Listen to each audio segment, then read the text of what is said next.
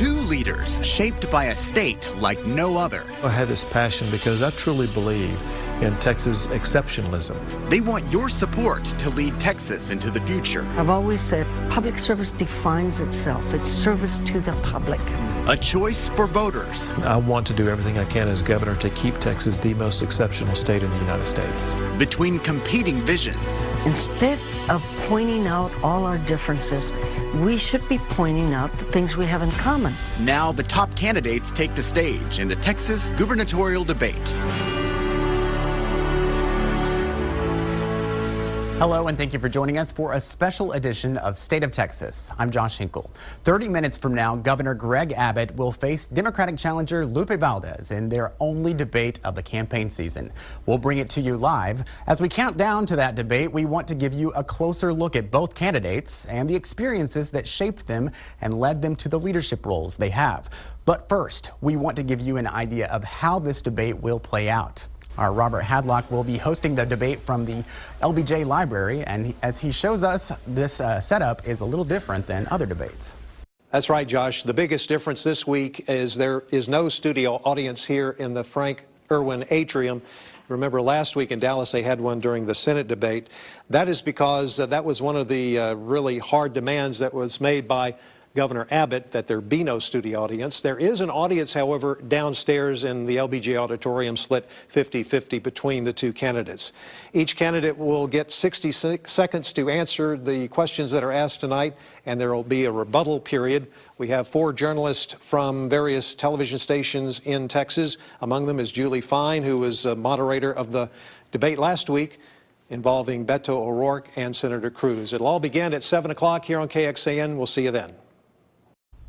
Thank you, Robert. As he just told us, there is no live audience in the room with the candidates, but there is a crowd of supporters for each candidate gathering nearby. Politics reporter Phil Prazen joins us from Bass Lecture Hall at the LBJ Library, where people will be watching the debate. Phil? Well, Josh and Robert, I'm just across the way from where the debate is going to take place at a lower level of the LBJ School of Public Affairs here at the University of Texas at Austin. The crowd's just coming in to watch the debate. As you can see, they'll be watching it right up there on this big TV screen. Here in the auditorium. That's me, as you see. And then over here we have supporters of Lupe Valdez. She gave some of her tickets to major labor groups. I talked to some people from the AFL-CIO, which is a prominent Texas labor organization. And then on the other side, you'll have the supporters of Governor Greg Abbott. He gave a lot of his tickets to well-known law enforcement organizations. I talked to some people from the San Antonio Police Association. So it's there's still some room here. People are still filing in, and we will. It will be a pretty lively audience. They're going to keep it respectful and just do more cheers and not that many boos, hopefully. But right now, we'll send it back to you in the studio. After the Texas gubernatorial debate, we'll bring you live in-depth analysis. We'll be joined by a panel of journalists, including Joy Diaz, the producer for the Texas Standard on KUT Public Radio, Lauren McGaughey, the Texas government reporter for the Dallas Morning News, and Carlos Sanchez, the news and politics editor for Texas Monthly. And we'll also be bringing you some insight from some of the Texas voters who are undecided about the race for governor. We have a group of them here at our station right now. Our Sally Hernandez is live in the newsroom with details about a focus group gearing up to watch the debate. Sally. Hi, Josh. Good to see you. Yeah, we have in this room behind me, we have about 24 registered voters. They intend to vote in this race in November. The thing about this group is they are registered as Democrats, Republicans, or Independents, but all of them say they are undecided in who they want to vote for. So after the debate, we may get a good idea of who they want to vote for. And we'll also get a good idea of what they think about the candidates' reaction to some of these answers, because as they're watching along with you at home, this group has this in their hand. It's a dial. So they could set it when they hear a candidate's answer to 50, and that's kind of average, right? They don't think it's unfavorable, their answer. They don't think it is and very favorable. But if they turn it to lower than 50, they think the lower the number, the more that they didn't like that answer. The higher the number, the more they like that answer. So this style goes all the way from 0 to 100. So in this room right now is that focus group that we were talking about. They're going to watch that debate with you. Turn those dials downward to indicate an unfavorable reaction.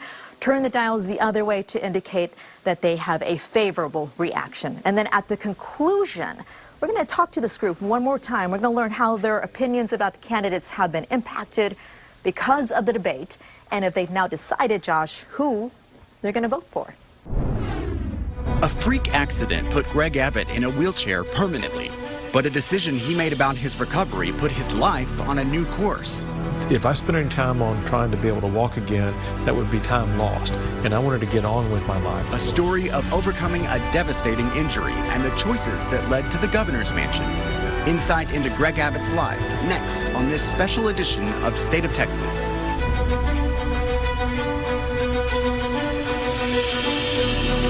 We're taking a closer look at who the candidates are tonight. Governor Greg Abbott won the pre-debate coin toss, which means he'll take the first question in the debate. With that in mind, we will start with Governor Abbott as we begin our look at the stories behind the candidates. Phil Prazen shows us Abbott's life forever changed when he was 26 years old.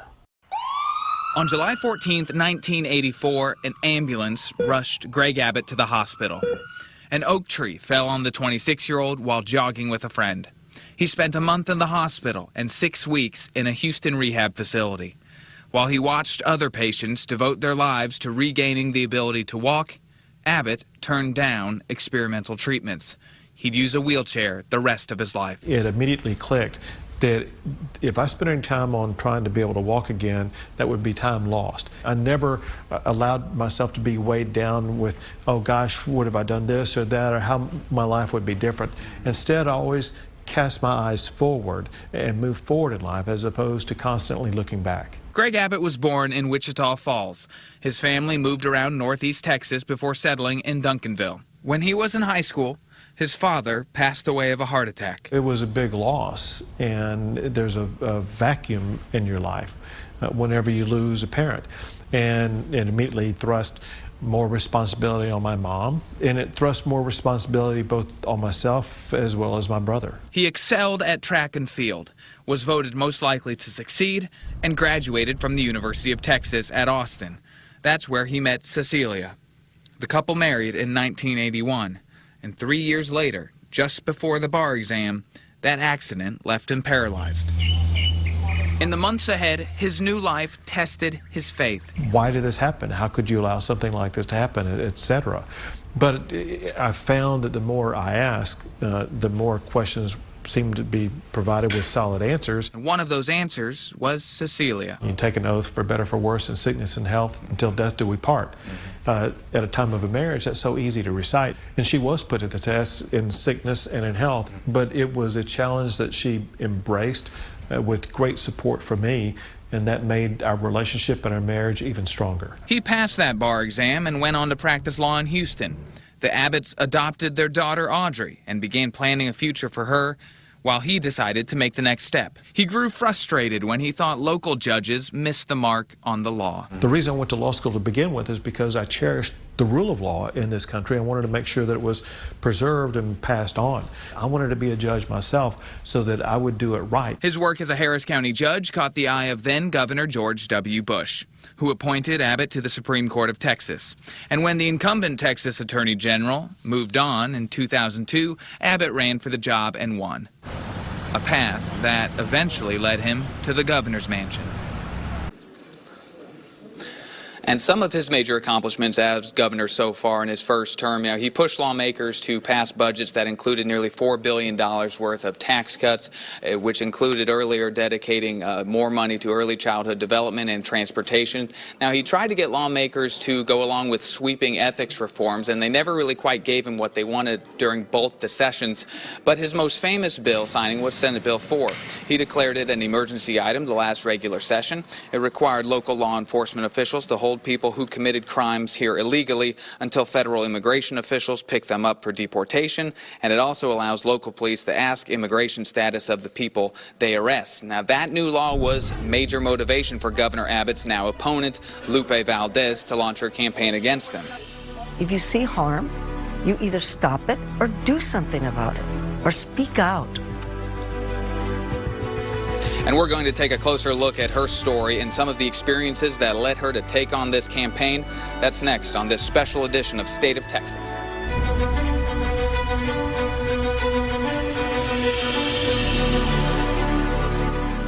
Welcome back to this special edition of State of Texas here before the governor's debate between incumbent Republican Greg Abbott and the challenger Democrat Lupe Valdez. Earlier, we took a look at Governor Greg Abbott's life. Now we turn to Lupe Valdez, and her story is a story of firsts. She was the first Latina and LGBT Texan to lead a major law enforcement agency.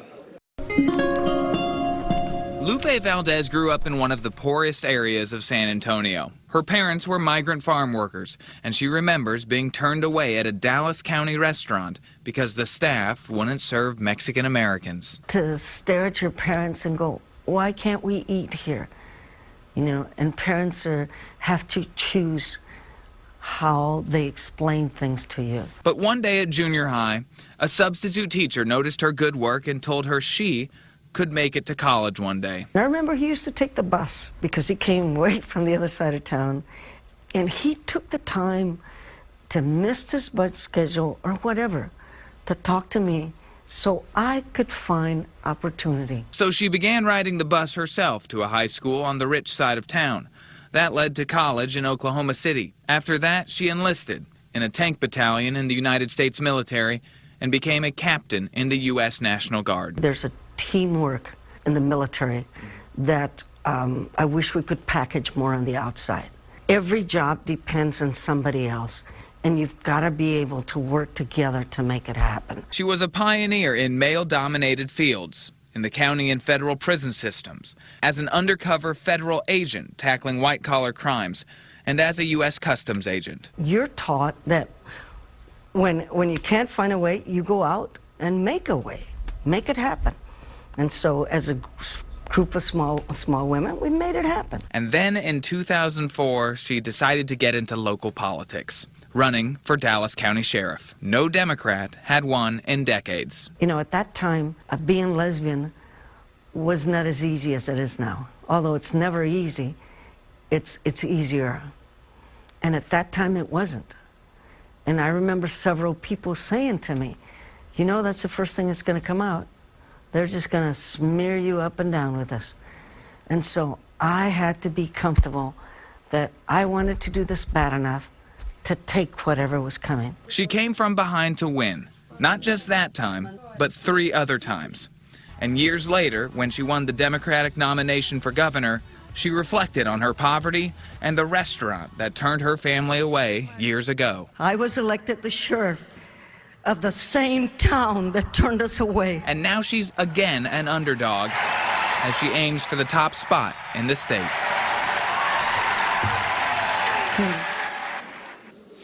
And before Valdez was sheriff of that department, there were a lot of corruption allegations with the sheriff's department, and the jail failed state and federal inspections. She was credited for turning that agency around for the most part. And then she was also appointed by then President Barack Obama to be a part of a committee on immigration reform in 2011. But Governor Abbott and Sheriff Valdez have tangled before over the debate surrounding SB 4 and requiring her jail to hold more people for deportation proceedings. So, Josh, in just a few minutes, the 2 candidates will get their chance to present 2 very different views of this state and the future of this state.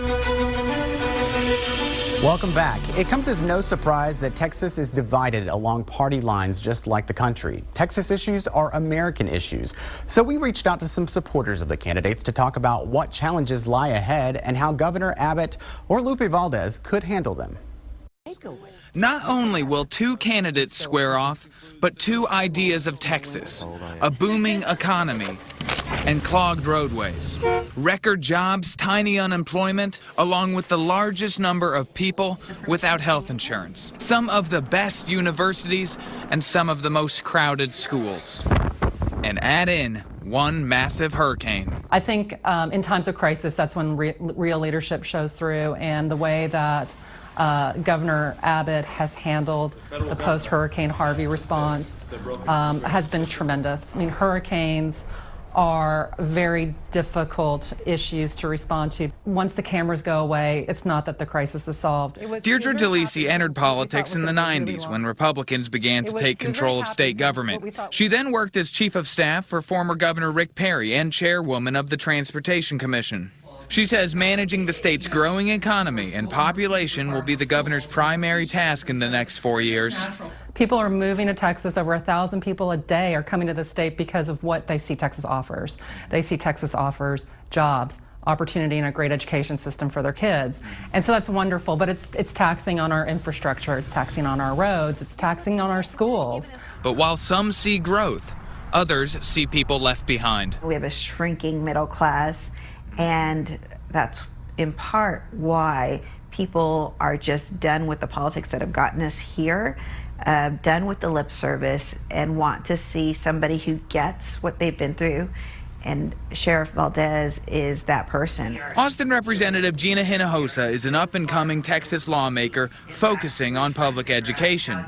Before this, she was a school board trustee at one of the state's largest school districts. She describes the state's biggest challenge ahead is ensuring the state does not form a vast underclass of people with no way up the ladder. She has experienced herself the vast benefits of a good education. She beat the odds because of it, and she understands the importance of it. And the debate will soon play out between those who believe low taxes and low regulations are right, who say if the leadership isn't broke, don't fix it. A rising tide lifts all boats. There's a reason why people are coming to Texas. To creating an opportunity for those at the bottom and the quest for new blood at the top. Despite working full-time jobs, struggle to ever have a mortgage, with health care. These are the basic promise of what was thought to be a middle-class lifestyle. Texans will soon decide after the two candidates face off on stage Friday night. And that debate is just minutes away. Both candidates are getting ready to go into the hall, and the audience is gathering in a nearby auditorium to watch. That's where politics reporter Phil Prazen is standing by live. Phil, remind us who's in the audience. Well, yeah, actually more people have shown up, and it's almost a packed house. On the left, you'll see Lupe Valdez supporters. AFL-CIO is here. On the right, you're going to see Abbott supporters and law enforcement groups from around the state of Texas. They've come to cheer on their candidates. Immigration is going to be one of the key topics in the debate tonight. We talked earlier about the differences between Governor Abbott and Sheriff Valdez. We'll likely see those differences play out tonight also. Yeah, their fight before this has really been about immigration. If you remember, Governor Abbott prioritized SB 4, deemed a law against sanctuary cities. Lupe Valdez was a very strong critic of that. That law ended up passing, but she's been a critic of that law, and then also a critic of his dedicating resources towards the border, signing budgets that dedicate really hundreds of millions of dollars to border security. That has been the #1 issue for Republicans, and the Governor Abbott has delivered on that. Before we go, I know that both candidates say that they support Texans' right to own guns, but there are some sharp differences too. Sharp differences, especially after recent high-profile shootings here in Texas. Santa Fe High School, Sutherland Springs. They're going to have two very different viewpoints on who can have a gun, when, and where. And so expect that to come up tonight as well. Josh. All right, Phil, thank you very much. We will check back with you after the debate. And thank you for joining us. I'm Josh Hinkle. We'll be back in 1 hour to bring you post-debate perspective in an extended special edition of State of Texas. In the Texas Constitution, it says Texas is a free and independent state. The governor holds the state's highest office. All political power is inherent in the people. And it's up to Texans. The faith of the people of Texas stands pledged. From the Rio Grande to the Red River, the Panhandle to the Gulf. When you can't find a way, you go out and make a way. Make it happen. They'll decide in November who leads the Lone Star State over the next 4 years. To make sure that Texas will remain the premier state in the greatest country in the history of the world. Tonight, two candidates debate the issues, setting the course for Texas on immigration, taxes, and how we help those in need. Listen closely tonight. See if you like what you're hearing from your candidate. Or are you willing to change your mind and your vote like an independent Texan can? Good evening. We are coming to you live from the LBJ Presidential Library on the campus of the University of Texas at Austin for the only Texas gubernatorial debate this election season. Hello, I am Robert Hadlock. I'm the anchor at KXAN News here in Austin. I'll be your host this evening for this Nexstar Media Group special presentation. Let's first introduce you to our candidates who are here this evening. We begin with incumbent Governor Greg Abbott, who is seeking re-election, and his challenger, former Dallas County Sheriff Lupe Valdez. Before we get started, we first want to let you know that this debate will be seen on air and online in every Nexstar Media Group market, covering the great state of Texas, from El Paso all the way to Texarkana. And we also have broadcast partners tonight airing this debate in Dallas, Fort Worth, San Antonio, and Houston. Let's introduce you to some of the partners that are here with us tonight. Here are the panelists for the debate. We have Steve Spriester. He's an anchor at KXAN in San Antonio. Norma Garcia is anchor representing Telemundo stations in Dallas, Fort Worth, San Antonio, and Houston. Julie Fine is a political reporter at NBC5 in Dallas, Fort Worth. And Andy Sirota, anchor and political reporter at KPRC in Houston. Here is a quick rundown of the rules we have this evening. Each candidate will get 60 seconds to answer the main questions, 30 seconds for rebuttal, and if needed, 30 seconds for any follow-ups. The sound of a bell will ring when their time is up. There are no opening statements, and candidates will get 1 minute for closing remarks. All questions will be asked and answered in English. We are also presenting an interactive experience for our viewers tonight. Follow the hashtag TXGovDebate. We have links to the results of a live focus group of undecided voters who will be grading the candidates and much more. We want to go to Steve Spriester to begin things off tonight. Thank you, Robert, and thank you, candidates, for being here this evening. Our first question: in the aftermath of mass shootings in Parkland, Florida, then hitting Texas at the First Baptist Church of Sutherland Springs and the Santa Fe High School, I've talked to many students who say they simply don't feel safe at school. You see it happen so often now. It could be a few weeks or a few months split apart. And now it's kind of that thing where you expected. It's like you're expecting to wake up to find out that another student has lost their life today. In the wake of shootings in Texas and in Florida, Colorado, and Connecticut, we have heard politicians talk, but it seems few changes have been made. Before we get into details on how each of you would deal with this issue, I want to ask a question about arming teachers, and this is a simple show of hands. We're going to allow you to answer this question more thoroughly, but by a show of hands, raise your hand if you are for arming teachers in Texas schools. Thank you. Governor Abbott, you raised your hand. Explain why you are in favor of arming Texas teachers. Happy to, Steve. But first, if you don't mind, let me thank Nexstar for broadcasting this debate across the entire state of Texas. I want to say thank you to the University of Texas LBJ School for hosting this, and also want to thank Sheriff Valdez for participating in this. Listen, the reason why I support arming teachers is because it was one of the proposals that came out of the 3 days of roundtables that I conducted. Remember this, in the immediate aftermath of the shooting that took place in Santa Fe, I went to the school in Santa Fe. I hugged those kids. I talked to the parents and the teachers. And then we had these roundtables to talk about very meaningful solutions, saying that never again should we allow this to happen, because schools are a place to learn, not a place for fear. And so in the aftermath of the 3 days of roundtables, we had multiple solutions, one of which was to give the choice to schools to arm people on the school, not necessarily teachers, but it could be a coach, it could be an administrator, it could be a staff member, does not have to be a teacher, which is very, very important. It's not the state mandating that teachers be armed, but allowing schools at their choice. Thank you, Governor. Thank you. Sheriff Valdez, you did not raise your hand on this issue. Why are you not in favor of arming Texas teachers? You know, every parent should have the right, and child should have the right to go to school and learn and come home safely. Teachers are understaffed, underpaid, under-resourced, and yet they continually do service to our community. Now, I've forgotten the first thing that I should have done is thank you all. And I will go back and thank you all because it's important to thank the hosts, the people watching, the people behind the scenes, the library, and of course the governor.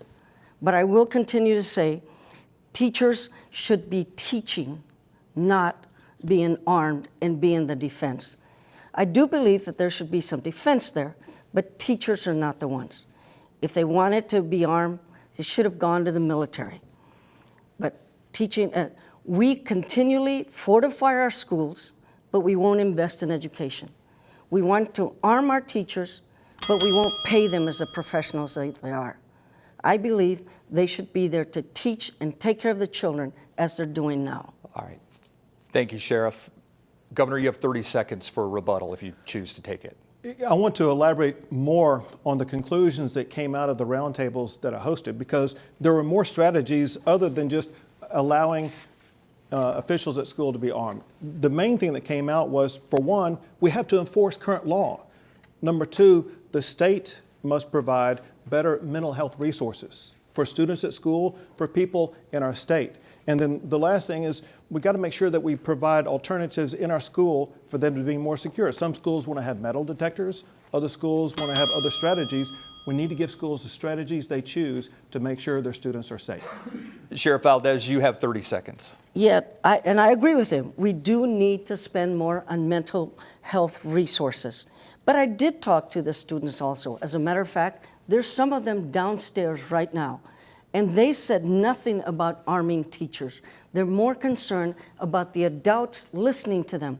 They're literally marching in the street, asking the adults to make decent decisions. We are the adults. They shouldn't be begging us to do the right thing. We need to take the step and do the right thing. Thank you, Sheriff. Governor Abbott, a follow-up question. You directed the legislature to look at expanding the red flag laws for mental health issues or suspicion of mental health issues. If this expanded red flag bill comes to your desk, will you sign it? You have 30 seconds. Well, listen, concerns have been raised about red flag laws, about it taking or compromising Second Amendment rights without due process. And that obviously would be a serious legal problem. And so if that were the way that the law looked, that's something that I could not support. What I do support, Steve, however, are the strategies that came out of the roundtables. Very importantly, you don't want to come up with these things off the cuff. Having met with dozens of experts around the state, they emphasize the importance of investing in mental health, providing greater law enforcement presence at schools, as well as enforcing current laws. You would not support a red flag law? I would not support a red flag law that would take guns away from people without due process. Thank you. Sheriff, you have said in the past that you would be in favor of expanding red flag laws. Yes. Will you expand on that a little bit? I mean, a lot of people would have issue with the fact that a Texan is punished before a crime is even committed. They're not punished. There is due process. Red flag laws were meant to stop people from doing harm to themselves and others. I believe that if you're saying we're not going to do the red flag laws, then we're okay with people doing harm to themselves and others. This is not about continual gun violence. This is about stopping gun violence. I think the governor has confusion between gun ownership and gun violence. There is a difference with people who own guns and act appropriately and people who don't. Thank you, Sheriff. Norma Garcia has our next question. Thank you, Steve. Since 2001, the Texas DREAM Act has allowed college students in Texas to receive in-state tuition and grants regardless of immigration status. For the last two sessions, there has been an effort to repeal this law, but so far it has failed. Sheriff Valdez, all this is happening while the cost of college continues to rise. As governor, how will you afford to keep this going for students who are not U.S. citizens? Sheriff Valdez, you have 60 seconds to answer the question. We're always going to go on the choice that makes people better. The Dreamers have been here, they were raised here, they go to school here, they have jobs here, there are teachers, our doctors, our plumbers. And this is the only country that they know. I believe in a path for citizenship for the dreamers. Therefore, we need to prepare them to be here and be educated. Public education is an equalizer. All the way up to college, it's an equalizer. And we need to be able to give them the opportunities that they need so they can go on being an asset to the community. They are currently employers, and they continue to benefit the community, and we need to make sure that they get the best that they can in order to be productive in the community. Governor, in 2014, you told the Texas Tribune that you would not veto a repeal of the Texas DREAM Act. Is that still the case? Why or why not? Norma, let me explain, and that is the legislators who passed that DREAM Act, they had a noble cause behind what they were seeking to do, but there was a flaw in the structure in the law that passed. The law that passed said that these students who received in-state tuition had to demonstrate that they were on a pathway toward achieving legal status. However, there is no apparatus in the law to make sure that that, in fact, is being done. Hence, the law is structured, is flawed, and it has to be fixed. And you would So repeal we're it? blaming the students for a broken immigration system? That's what we're doing. We're blaming the students because they can't go through a decent immigration system, so we continue to blame them. Governor, would you like to respond? You have 30 seconds. The important thing that we do in the state of Texas is our job first is to make sure we educate Texas students. That's the purpose of the Texas university system. In addition to Texas students, Texas universities have the option of allowing students to attend who may be from outside of the state of Texas. And there are certain laws, rules, and regulations, whether you're from Oklahoma or Mexico or New Zealand. And those laws have to be respected. But they live here. One thing about the United States of America, They live this here, country Governor. has been based upon the rule of law. That is- Violations of the rule of law trample the That very is principle all the the United time States that we was have for created this upon. question, Governor. The next question comes from Julie Fine. Thank you, Norma. Many Texans pay property taxes, and a lot of that money that goes straight to school funding. A decade ago, state school funding was split nearly equally between the state funds and property taxpayers. Now, local property taxpayers are picking up nearly 10% more. Governor Abbott, what is one thing that you will do to specifically lower the property tax burden? You know, I've talked to Texans across the state of Texas over the past year, and they're absolutely fed up with skyrocketing property taxes, and they agree that no government should have the ability to tax you out of your home.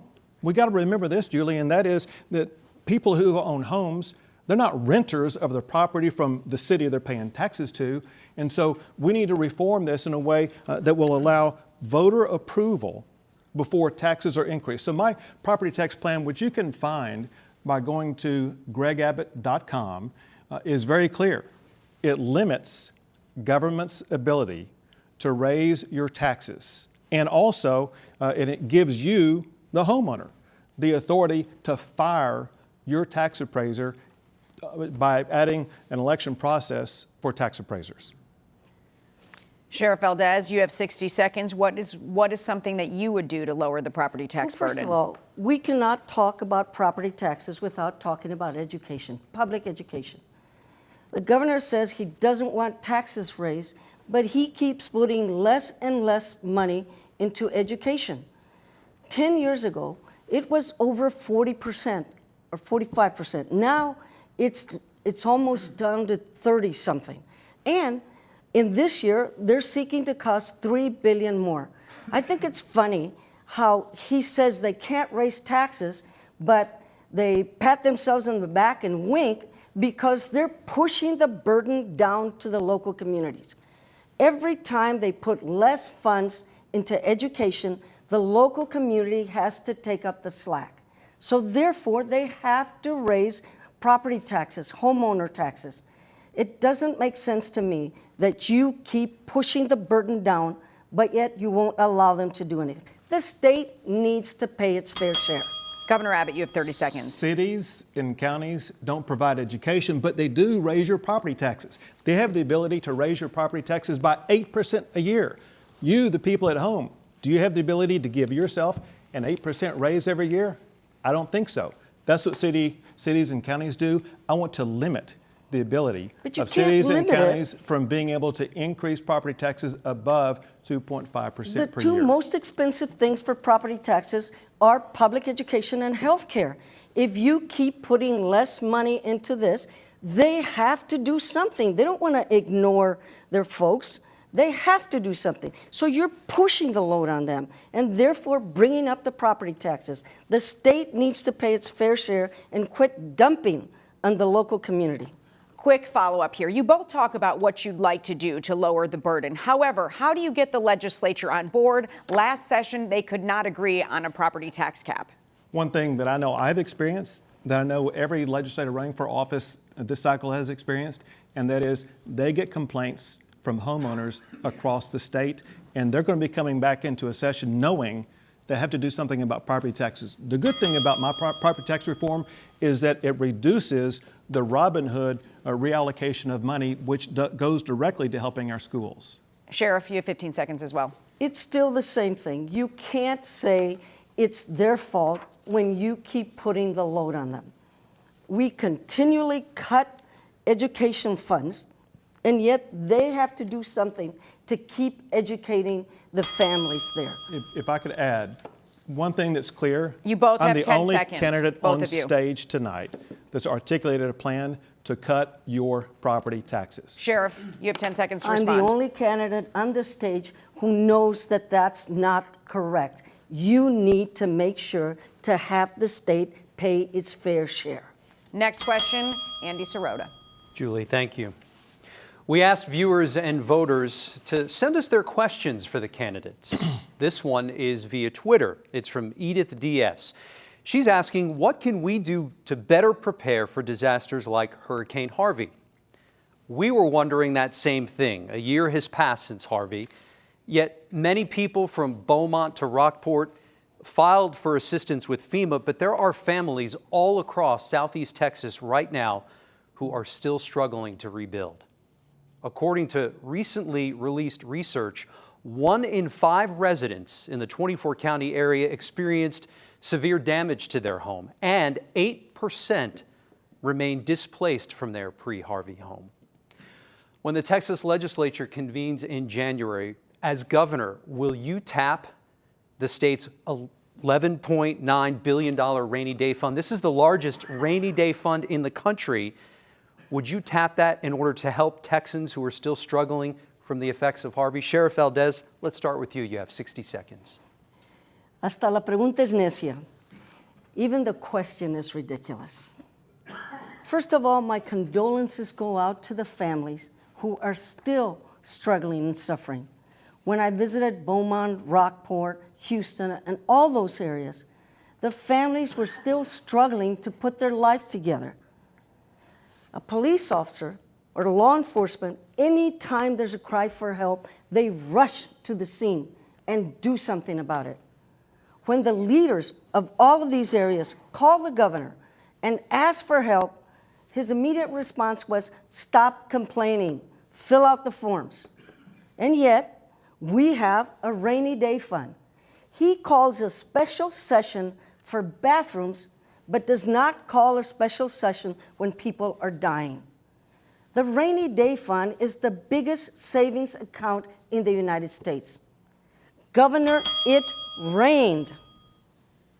Sheriff Valdez, thank you. Governor, you have 60 seconds to answer the question. I made almost 70 trips to hug and to help Texans who were affected by Hurricane Harvey.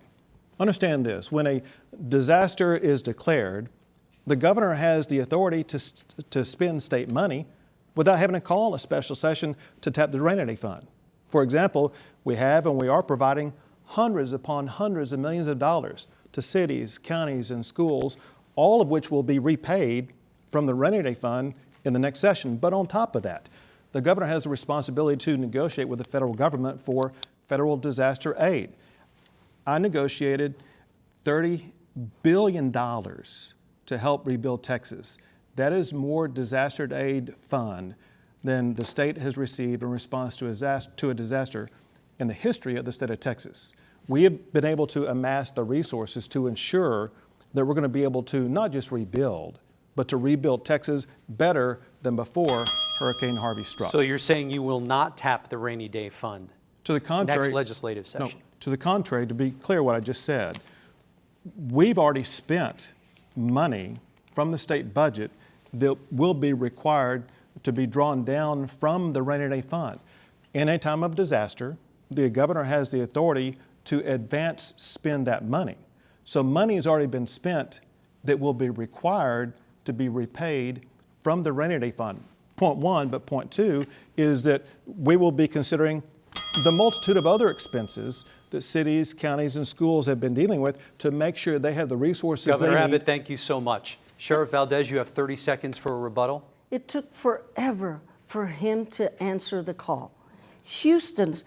Texans themselves went from all parts of Texas to try and help before he actually did something. As I said, law enforcement rushes to the scene when something is going wrong. We need a governor that's going to do the same thing, not just tell people to fill the paperwork. Governor Abbott, you have 30 seconds for a rebuttal. People watching on TV will remember this time a year ago. On a daily basis, I was on TV screens talking to you from the scene of what was going on. People will remember in Houston this month, September of last year, I was there giving Houston and Harris County in excess of $100 million at that time to help them with their needs. I provided checks to every jurisdiction that was affected to make sure that they were going to be having every dime they needed for debris removal. That's all the time we have for this question. Thank you. Steve Spriester has our next question. Thank you, Andy. For this next question, we're going to start with Governor Abbott. Earlier this year, House Speaker Joe Straus called for the State Preservation Board to take down this small plaque inside the Capitol building. It's been sitting in the Capitol since 1959. It honors soldiers who fought for the Confederacy. This plaque says the Civil War was not a rebellion and the underlying cause was not slavery. Nearly every historian in the country says that is wrong. As governor, you're chair of the State Preservation Board. If reelected, will you order the removal of this plaque? Why or why not? This plaque was put up at a vote by the Texas legislature. It's the Texas legislature with the responsibility to take it down. Should they take it down because of the factual inaccuracy? Absolutely.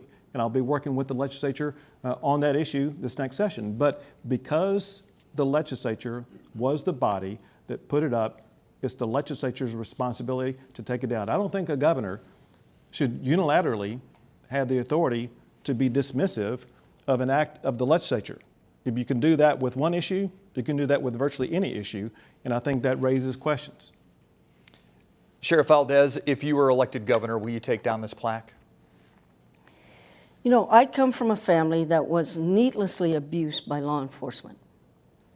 So I understand that oftentimes when someone has been hurt, there's distress and tension. First, do no harm. That's the first thing we have to look at. First, do no harm. Then, change the circumstances. And lastly, change the outcome. If that plaque is doing harm to someone, then we should come to the table and do something about it. Whether it's the legislator or somebody who puts up stuff in the buildings or whatever, we just need to take care of it and get it done. So you would take down that plaque? Yes. Governor, you have 30 seconds for a rebuttal. Again, I look forward to working with the legislature to address a plaque that's in the Capitol that has factually flawed information on it. But you will push legislators to do that? Yes. Thank you. Sheriff Valdez, you have 30 seconds. He promised a lot of the same things 4 years ago. If you'll look at some of the issues, these are some of the same issues that were coming up 4 years ago. Every 4 years, he agrees to do certain things, including giving teachers a raise, and it doesn't happen. We need to get things done and somebody to get in there and do them. Thank you, Sheriff. Norma Garcia with our next question. Thank you, Steve. Sheriff, we will start with you on this question, and this deals with border security. Soldiers Members of the military have been sent to the border for more than 100 years. The current deployment of the National Guard is nothing new. Right now, there are about 250 Texas guardsmen along the border. Their stated duty is only to observe and report illegal activity.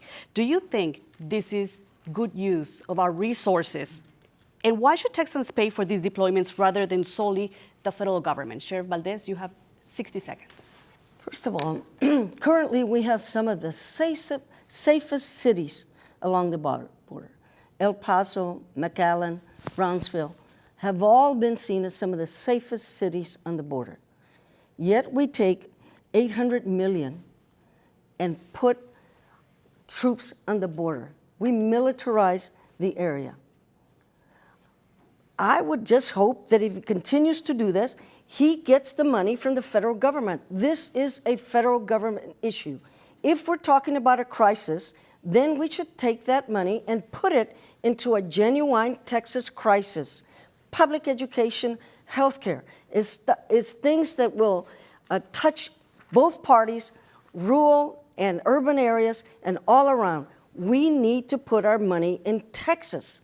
Texas needs to use their money for things that will improve Texas, not things that the national government is supposed to be taking care of. Governor, 60 seconds. First, with my work with the federal government is paying for the tab for the National Guard on the border.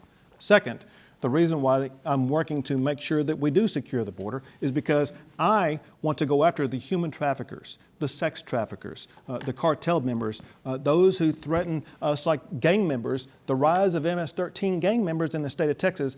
I want to do something to put a stop to that. Let me tell you a story about a teenage girl I met in McAllen when I first ran for governor. She was talking about her brother who was playing a pickup game of soccer in McAllen, and that he had to choose whether or not a son of a cartel member was going to be on his team or not on his team. What were going to be the consequences if he chose that player? What would be the consequences if he didn't? I promised that girl I would make sure as governor I would not force her brother to have to make that decision again in the future. Sheriff Valdez, you have 30 seconds for a rebuttal. We can have plenty of stories of hardship, and there's plenty of stories of hardship of people coming across. The ones that he named that he wanted to stop are being stopped. As a matter of fact, every day there's a group that are not allowed to come through because they have some signs of maybe criminal activity. What we're putting the military up against is people who are escaping torture, who are trying to find a better life, and yet we put the military up. Are the gunboats going to start shooting the families that are coming across? Thank you, Sheriff. Governor, you have 30 seconds. It's not being done. That's why I was in McAllen 2 weeks ago announcing the opening of a new Texas anti-gang center in McAllen where the federal, state, and local officials work collaboratively together to go after these gangs. That's on top of ones that we've opened in Houston and around the state, and I announced a proposal to open 2 more anti-gang centers, one in Tyler, one in Waco, because gang activity, including MS-13 activity, is spreading across the state, and I'm the only person running for governor who will do anything about it. And if they are coming across the state, it's because you've been in office for the last 4 years. They're coming across now because you let them in. That is all the time we have for that question. Thank you. Julie, you're next. You can build roads through tolls and taxes, and we need new roads to handle all of the new people coming to Texas. Governor, this question is to you first. Almost a year ago, you told TxDOT to remove all toll roads from their future planning. With the state growing the way it is, how do you propose paying for roads without tolls? I'm very proud, Julie, of what we've done during my tenure in office, because I made a commitment to voters 4 years ago that we would build roads without raising taxes, fees, tolls, or debt. And what we've done is, through special allocations that we made, we have been able to dedicate $7.5 billion a year for 10 years. That's $75 billion to build roads in this state without raising taxes, fees, tolls, or debt.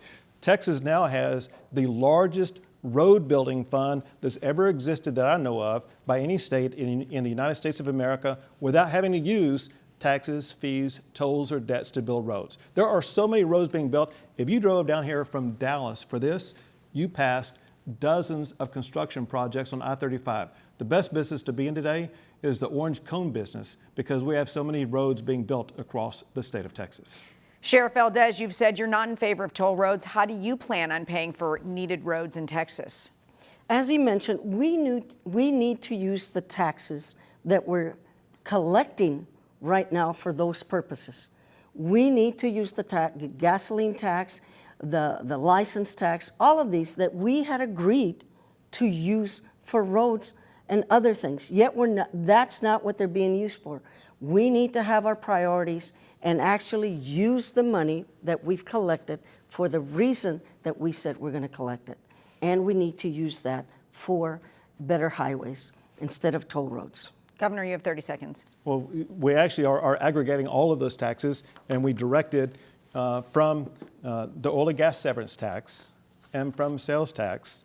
We dedicated revenue to make sure that this wouldn't be a 2-year deal, but to make sure it would be a decade-long deal, if not longer, to make sure that we're going to be building roads that accommodate growth. Julie, I got to tell you this.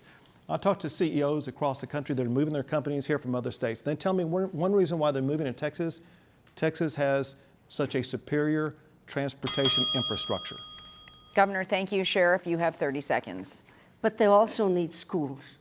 And I have to go back to the fact that the state needs to pay its fair share for public education. All those people who come here, the job's main interest is employees, and they want a healthy and educated workforce. We need to start putting our funds into the future of Texas and putting more funds into public education and health care. We're going to stop you both there, and we're moving on to the next question with Andy Sirota. Julie, thank you.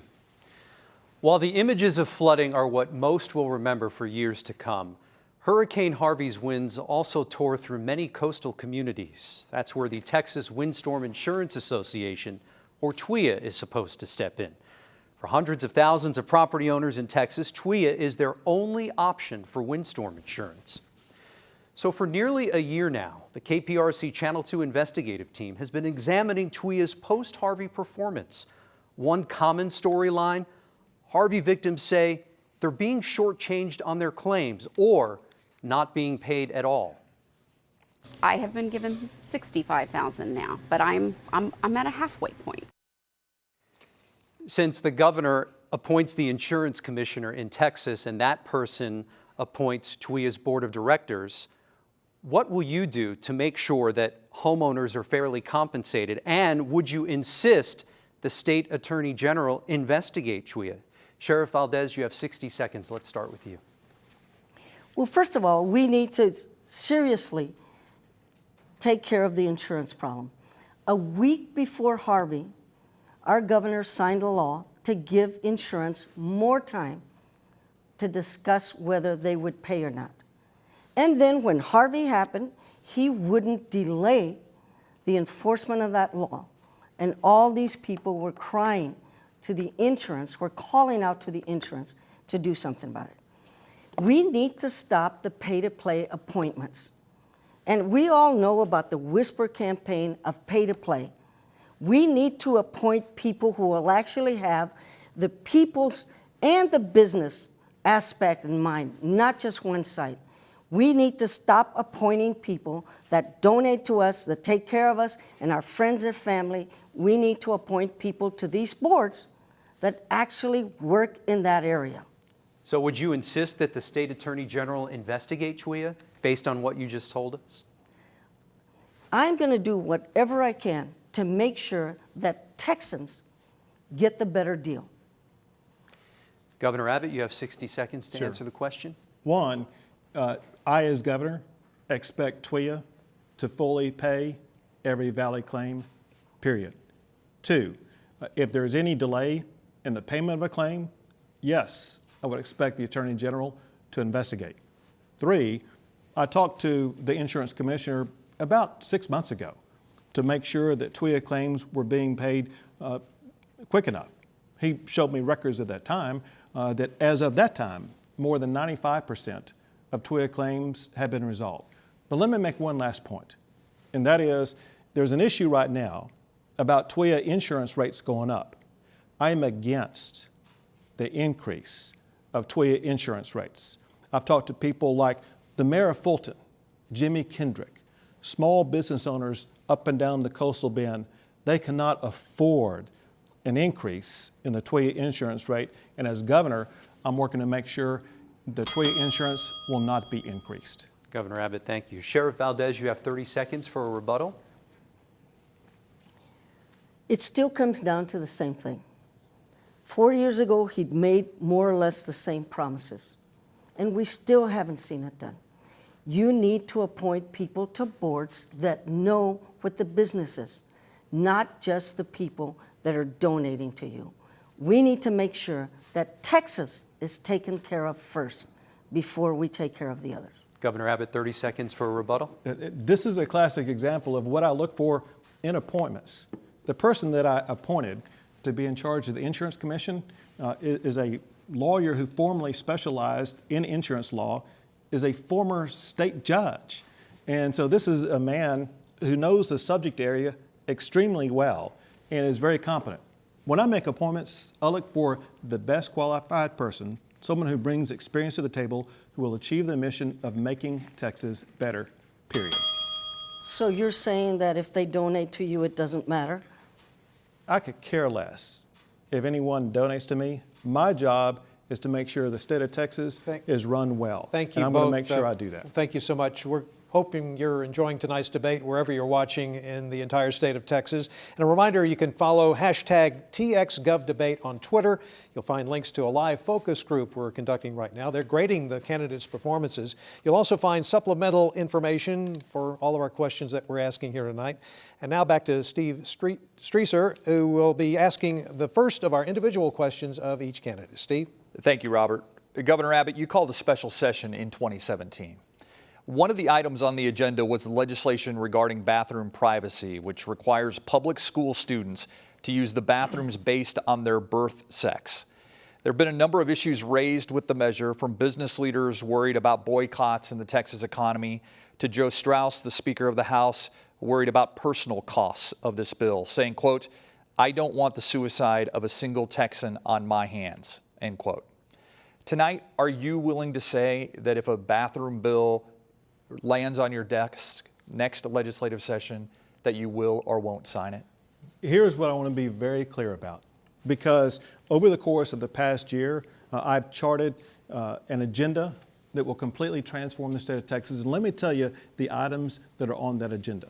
It is to cut property taxes in Texas. It is to create more jobs. It is to cut regulations. It is to make our communities safer by arresting these very dangerous gang members. It is by making our schools safer, by getting rid of gun violence in schools. It is by ensuring that we make our state better, by helping our veterans who fought for our freedom, by giving them the economic opportunity they need and the health care they deserve, as well as making sure the state of Texas does everything we can to take care of the victims of Hurricane Harvey.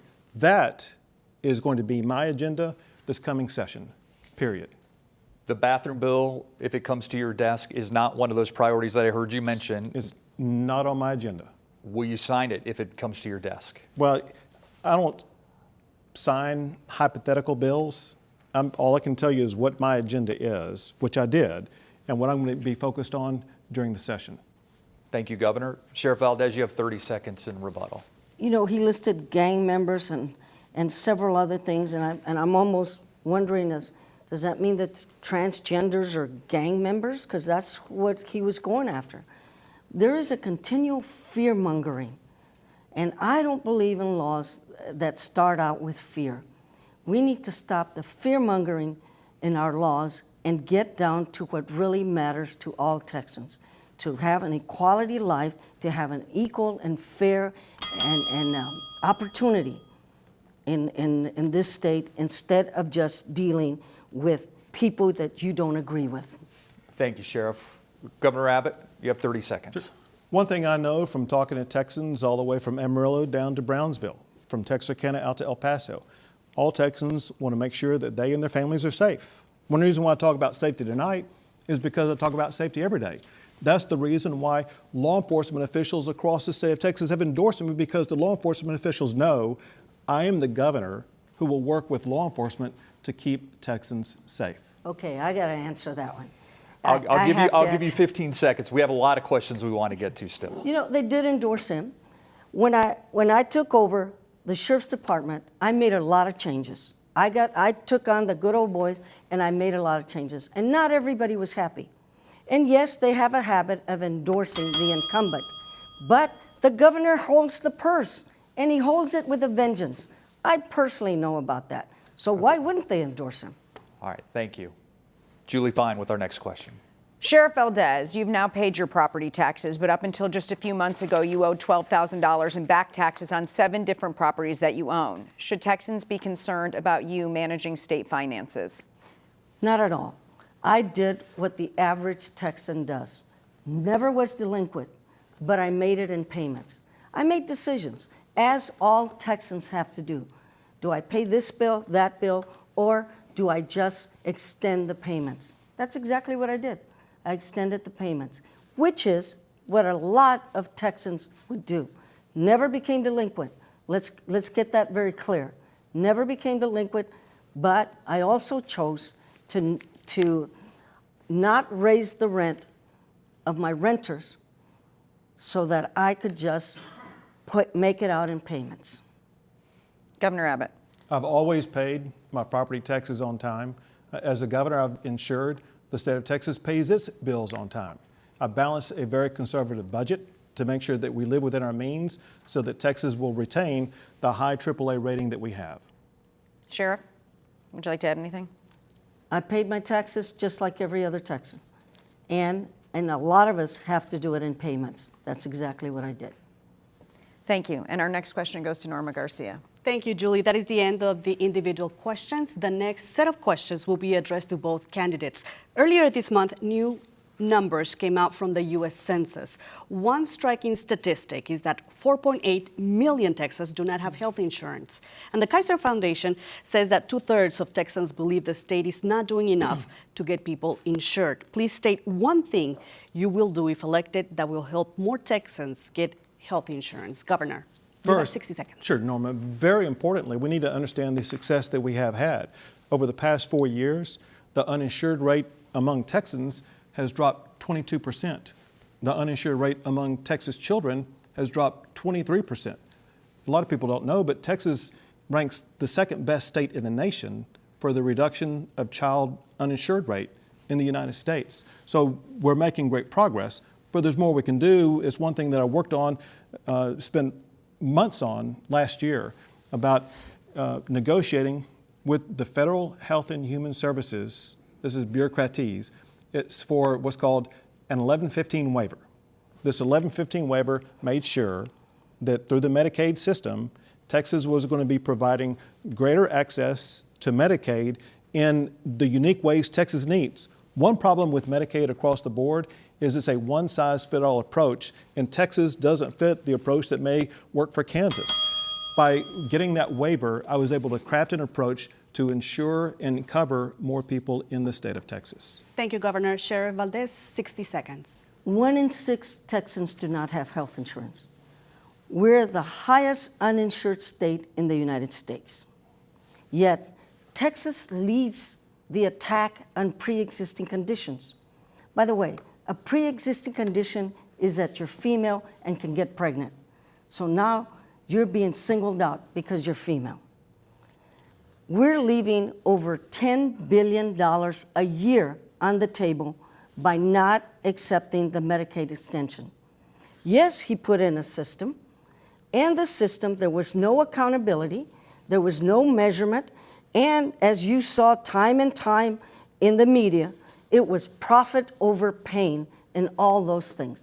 You put your friends in an organization, they make a lot of money, and the vulnerable suffer.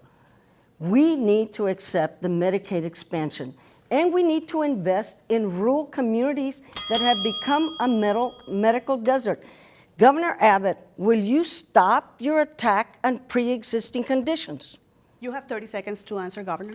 First, on pre-existing conditions, let me be very clear to the people of Texas. Under no circumstances will you lose coverage for pre-existing conditions, period. If the ACA is repealed, for one, Congress has already made clear, emphatically, that they will make sure pre-existing conditions are covered. Second, I, as governor, will work to make sure pre-existing conditions in Texas will be covered. Separate from that, with regard to Medicaid expansion, understand this, and that is, if Texas, can I answer? Were to expand Medicaid the way she's talking about, it would put Texas taxpayers on the hook for billions of dollars more every single year out of their pocketbooks. It's just a certain percentage, and we're already paying that. It's called emergency hospital rooms. We're already doing that. So why don't we do it and accept over 1 million people on health care? Governor, you have quickly 10 seconds for a rebuttal on that. She wants to make a deal with the federal government that's $21 trillion in debt. That government will not be able to continue to match what they're doing right now. She's willing to write a blank check to the federal government that I will not write. We are out of time. We are out of time on that question. Norma, thank Andy, you. you are next. Thank you. We've got another question from Twitter tonight. This is from UFC Titan fans. He wants to know, what's your stance on marijuana legalization? Right now in Texas, only the sale of a specific cannabis oil for intractable epilepsy is legal. Sheriff Valdez, are you in favor of expanding the use of medical and recreational marijuana in Texas? You have 60 seconds. I'm in favor of expanding medical marijuana. Alcohol has no medical benefits, yet it's taxed and fined.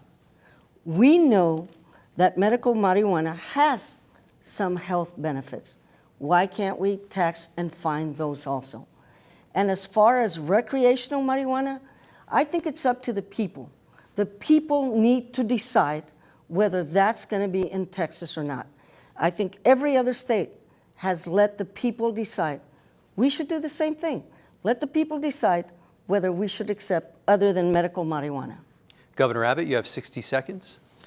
Parents with children who have epilepsy approached me a couple of sessions ago about the possibility of what's called CBD oil for their children. I was moved by what they had to say. I agreed with them, and I'm the governor who signed into law the legalization of CBD oil. More recently, I've had discussions with veterans as well as parents of autistic children and others who make a very strong, compelling case about legalization of medical marijuana. I have seen, however, in other states that authorize that, abuses take place that raise concerns. So I'm still not convinced yet. However, one thing I don't want to see is jails stockpiled with people who have possession of small amount of marijuana. What I would be open to talking to the legislature about would be reducing the penalty for possession of 2 ounces or less from a Class B misdemeanor to a Class C misdemeanor. Sheriff Valdez, you have 30 seconds for a rebuttal. We agree on something. I believe in decriminalizing marijuana. And I honestly believe that often we have more in common than we have differences. And speaking of veterans, you know, I've heard plenty of doctors say they would much rather give the veterans, the mentally ill, others, marijuana than give them opioids, which are now legal. You can write a prescription for opioids and therefore have more problems with the people you prescribe that to than the medical marijuana. Governor Abbott, 30 seconds for a rebuttal. Again, we want to make sure that if this is done, it's going to have controls on it so abuses don't take place. We need to observe what's going on in other states. I do agree that we need to take all steps possible to make sure that we reduce opioid abuse. Thank you both for your answers. Steve Spriester has our next question. Thank you, Andy. Speaking of things that you two agree on, when it comes to family separations, Governor Abbott, you said, quote, "This disgraceful condition must end, and it can only end with action by Congress to reform the broken immigration system," end quote. Sheriff Valdez, you said, quote, "Where's our Texas heart?" Governor Abbott, give me a specific solution that's not being implemented right now that you would like to see when it comes to immigration and the border. You have 60 seconds for your answer. First, to be clear, and that is separating children from parents is always wrong. I was deeply disturbed when I heard about what was taking place, and I immediately called the United States Director for Homeland Security to inquire what was going on and what was being done to make sure it doesn't happen. And after multiple conversations, I was provided assurance that the separation of children from parents would end and would be a policy that would not happen again. In addition to that, however, I made clear both to the administration, but also most importantly to Congress, that if you look in the Constitution, this is Congress's authority only to fix a broken immigration system. And what we saw was a symptom of a far larger problem, and that is a broken immigration system. What Congress has to do is stop talking to cameras and start talking to each other in the Capitol building and start coming up with some solutions to our broken immigration system. Thank you, Governor. Sheriff Valdez? Obviously, we both agree that we have a broken immigration system. But what we don't agree on is the things that we do in Texas to stop some of that cruelty. Family separation was cruel, period. And it was first brought out as biblical, then we want to teach a lesson, then we want to do this. From the very beginning, it was cruel. Families should have never been separated. But there's a lot of things that we're doing that are causing fear-mongering also. The bathroom laws, the show me your papers law, all of these are nothing but fear-mongering that we sell as something else, but the truth is all we're doing is putting fear into communities. Show me your papers bill was one of the cruelest bills that has ever been signed. Law enforcement, schools, churches, businesses all came up and said this is a bad bill, but it was still passed. Time to stop the hate. Thank you, Sheriff. Andy Sirota with the next question. Steve, thank you. We've asked a lot of tough questions tonight, so we want to give voters a chance to get to know more about each of you on a personal level. You both came from different backgrounds, but your parents raised you as Texans. Can you share and describe a personal moment in your life where you felt Texas proud? Governor, you have 30 seconds. Well, there are a lot of moments in my life when I felt Texas proud, whether it be when I was a kid growing up in Wichita Falls or playing Little League Baseball in Longview or playing high school football in Duncanville. But listen, I think speaking for all of us, there's no moment in Texas history that has made me more proud than to see the way our fellow Texans responded to Hurricane Harvey. That's what Texas is all about. These people on their own who got their own boats out to go rescue other people. It didn't matter who you were, what race you were. All that matters, you were a Texan, and a Texan was going to help you out. Thank you, Governor. Sheriff Valdez, you have 30 seconds. There's two things I want to bring out. First of all, he touched on one of them, is Texans helping Texans. We do this quite well. And nobody asks what party you belong to when they come to help. The other thing that made me so proud of being a Texan is that I came from the poorest zip code in San Antonio and a migrant worker, from crop fields to classroom to candidate. From the poorest zip code in San Antonio to be able to be the candidate for governor and the governor of Texas. Sheriff Valdez. One of the proudest Texas moments. Thank you so much. It's gone by quickly. Time now for closing statements. Sheriff Valdez, you are first and you have 60 seconds. First of all, thank you so much to our hosts, to the audience, to Governor Abbott, and to the people behind the scenes and the LBJ Library. I'm running for governor because I want to give everyday Texans a fighting chance. I want to make sure that the government is fair, equal, and provides opportunity for all of us. As I mentioned, I came from the poorest zip code in San Antonio, 8th child of migrant workers, yet because of public education, I went on to college, the military, federal agent, sheriff. As sheriff of Dallas County, I was over 2,700 employees and over a budget of $160 million. I took on the good old boy system, and with common sense, compassion, and working with a lot of folks, we made that agency into a model department. Opportunity in Texas should be as big as the Texas sky. And I want to bring that to Texas. So I humbly ask for your vote. 60 God seconds. bless you. God bless Texas. Thank you. Governor, you have 60 seconds. We live in a state where anything is possible. A state where a young man's life can be broken in half and yet he can still rise up and become governor. In Texas, you can succeed no matter your circumstances. 4 years ago, I promised to make Texas even better. And since then, working together, we've elevated Texas to new heights. Texas is #1 in the nation for doing business and for job creation. Our schools are better. High school and college graduation rates are at all-time highs, and families are safer. We've arrested thousands of dangerous criminals and taken them off the streets. But I promise you this, if you re-elect me as governor, I will never stop fighting for you and your family. Together, we're going to keep Texas the premier state and the greatest nation in the history of the world. Governor, Sheriff, thank you so much for being with us tonight. We want to thank the LBJ Foundation for being our host venue tonight. A special thank you to our candidates again, and KPRC, KSAT, KXAS, and Telemundo for helping us put this all together this evening. For our Nexstar Media Group stations, coverage continues right now with a special post-debate program and in-depth analysis.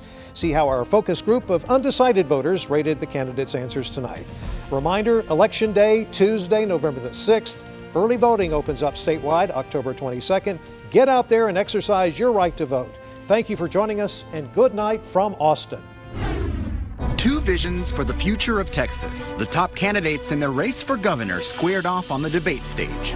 I believe in a path for citizenship for the dreamers.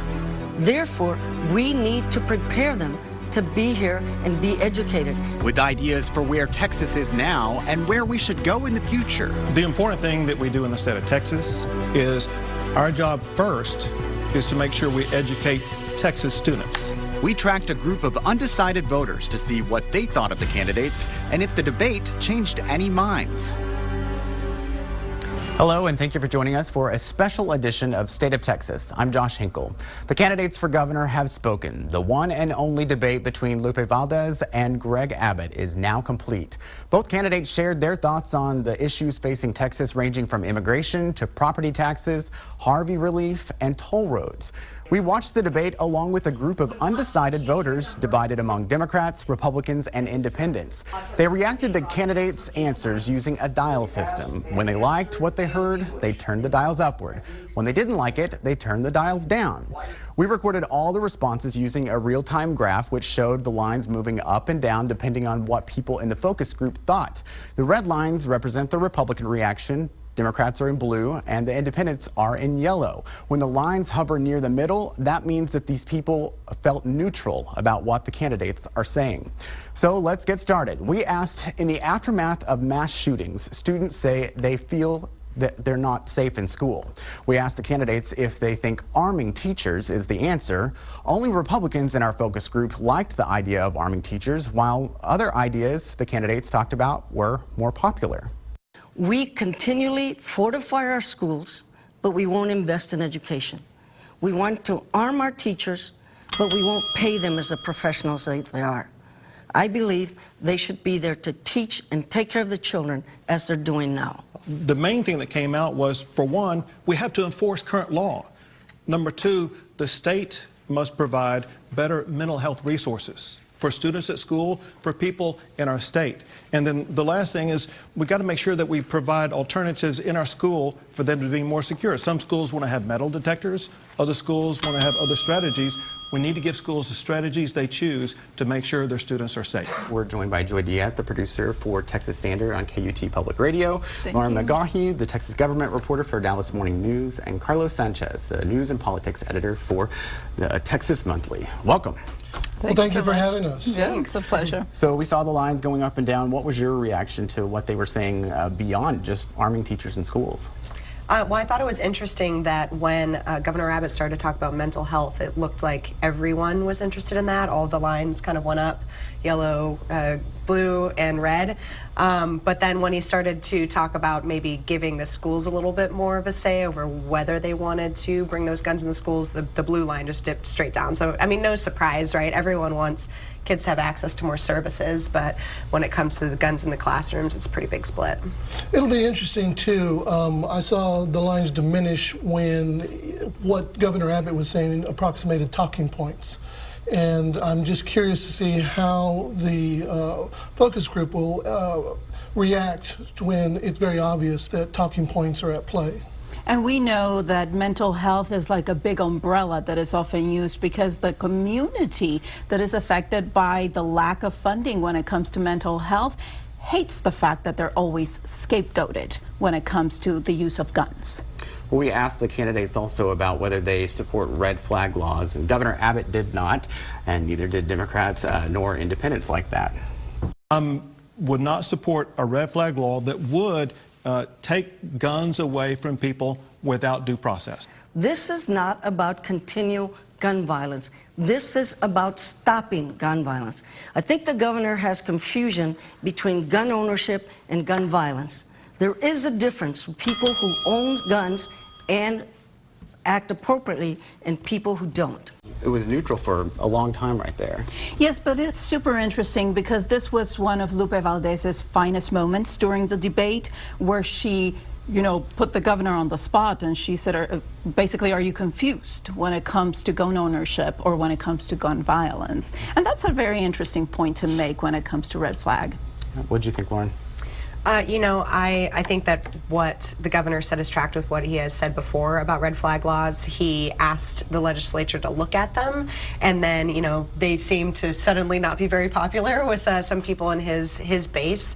The gun groups didn't like them, so he said, you know what, maybe this isn't the right time to talk about this. And we saw his base respond very well to that. The Republicans liked him saying, I believe that red flag laws might be an infringement on the Second Amendment. So, that felt like a really partisan divide there as well. And I think what Carlos brought up about the talking points is really interesting because on so many of these issues, we know how these candidates feel already. We know that they're going to be completely split. So I'm interested to see on some of the more, unscripted moments what they think of how, especially Lupe Valdez responded. And Josh, that is an interesting point. I think you noted that in this particular question, the response was flatlined with regard to the focus group.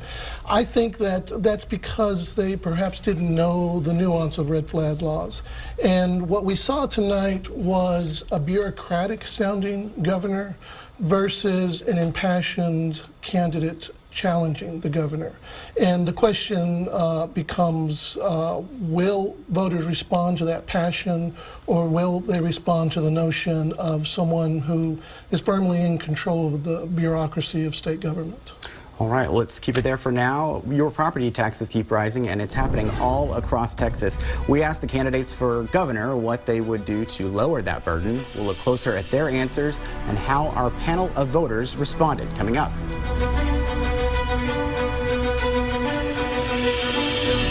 We're taking an in-depth look at the Texas gubernatorial debate and the response from voters. Our Sally Hernandez joins us live from our newsroom where we gathered a group of undecided voters. Sally, tell us a little bit about this group. How did they respond tonight? They responded very well, Josh, with the dials in hand. A lot of them had a whole lot to say when it comes to the reaction of the response from Governor Abbott and Lupe Valdez. These, as you mentioned, were voters who came in undecided, a mix of Republicans, of Democrats, and independents. And we really wanted to know if the debate helped them in the end pick a candidate. So I flat out asked them that question. Our focus group had a mix, as we mentioned, of Democrats, Republicans, and independents. And not many people want to pay more in property taxes. I have to tell you, being in that same room, there was definitely an audible response to that question, especially when Governor Abbott said that he wanted to limit that when it comes to property taxes. So watch the spike from independents. They were definitely on board with that idea. No government should have the ability to tax you out of your home. We got to remember this, Julie, and that is that people who own homes, they're not renters of the property from the city they're paying taxes to. And so we need to reform this in a way that will allow voter approval before taxes are increased. It doesn't make sense to me that you keep pushing the burden down, but yet you won't allow them to do anything. The state needs to pay its fair share. We're back with our roundtable. No surprise that property tax resonated so much with voters. Oh, no, not at all. But you know what? In a bold move, I have to say it because Lupe Valdez, the Democratic candidate, is very aware of how important this debate is and was. You know, it may have been the only chance that she had to have the ears of the state and the eyes of the state on her. So in a bold move, you know, the topic was property taxes, and she redirected to education, which is like the, you know, emblem that she's embracing. And so fantastic move on her part, I think. Yeah, and she hasn't really had a specific plan with this so far. We've heard a very specific plan from Governor Abbott, though. Yeah, that's what I was going to point out. My big question going into the debate was, will she wow the crowd? You know, will she have personality? And she had that in spades. And will she be memorable? Yeah, she was memorable because that was the one thing she needed to do, right? She needed a gut punch. She needed something that people would say, oh, who's that? I think she did that, but where she lacked, which has been a criticism of her, is some of her plans are scant on the details. So we heard Governor Abbott criticize. He said, look, whatever she might be saying, I'm the only one on this stage that has provided an actual plan to lower your taxes. And she kept hammering him, I thought, very well. She was very articulate on this. You're pushing the burden down to the local level, but then we didn't quite hear what would she do to education? How would she reform the system to fix that problem? And that is kind of the ease and the challenge of being a challenger. It's the notion that you can throw rocks at the existing system, and the challenge then becomes, what would you do to change the system? I found it interesting looking at the focus group response. We're beginning to see now the divisions between Democrat and Republicans that are inherent. So to me, it suggests that they don't need, Lupe in particular, to go after that base. She needs to go after the independents. Well, to use a sports metaphor, she needed a knockout punch tonight, and while she was feisty in the ring, the knockout punch was far from coming. Yeah, I agree. I should mention, though, that not everyone thought that there was a winner. You know, some people still don't have a choice after tonight's debate. Yeah. Well, and that's the problem we always have in Texas, right? People don't vote. So, you know, maybe they aren't, maybe neither one of the candidates are really bringing the fire to their veins, and they figure, you know, that Abbott guy's probably going to win, so is it worth me even voting? And that's the key, I think, not for this particular race, because I think this race is a lock in many respects. It is the other races on the ballot, in particular the U.S. Senate race, and what impact either Lupe Valdez or Greg Abbott will have in turning out voters. And I think that's where tonight was significant, although unstated. All right, well, some legislators have tried to overturn a state law that lets college students receive in-state tuition regardless of immigration status. Tonight, the candidates for governor told us where they stand on the issue. The law is structured, is flawed, and it has to be fixed. And you would repeal it. So we're blaming the students for a broken immigration system? That's what we're doing. Up next, we'll look closer at their answers and their ideas for the future of the Texas Dream Act.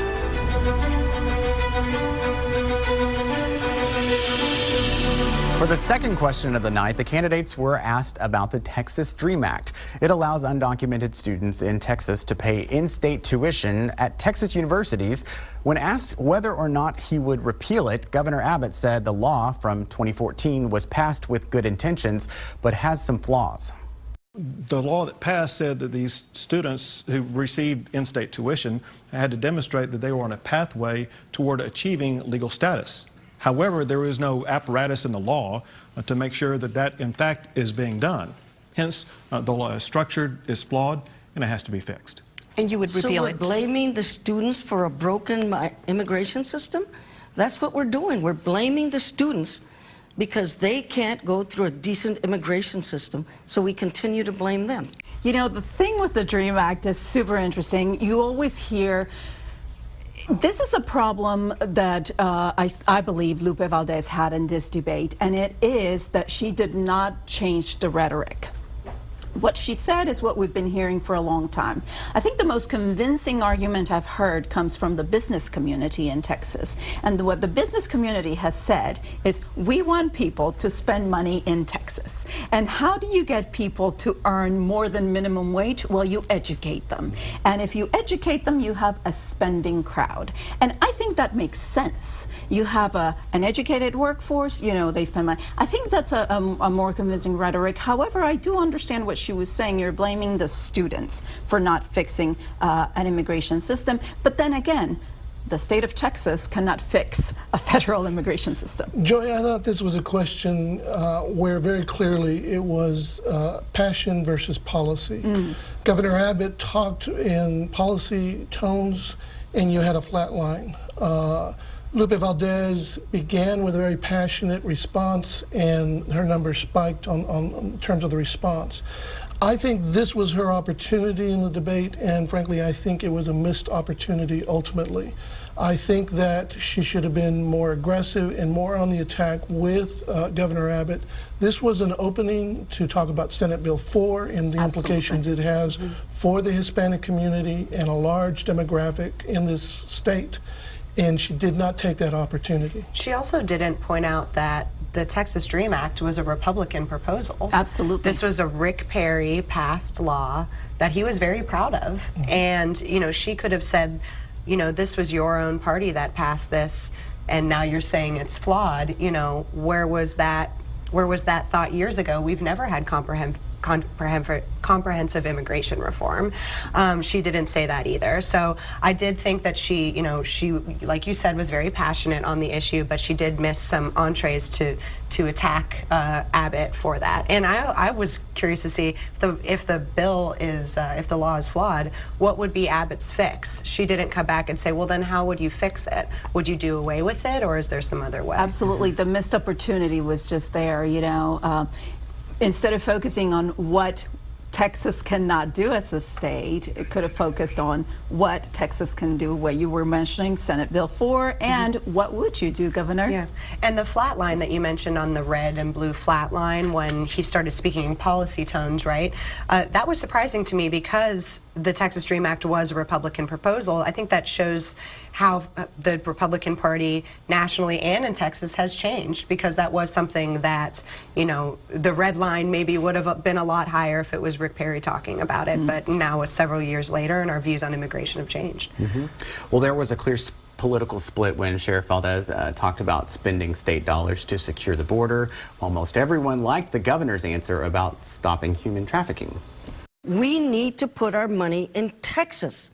Texas needs to use their money for things that will improve Texas, not things that the national government is supposed to be taking care of. I want to go after the human traffickers, the sex traffickers, the cartel members, those who threaten us like gang members, the rise of MS-13 gang members in the state of Texas.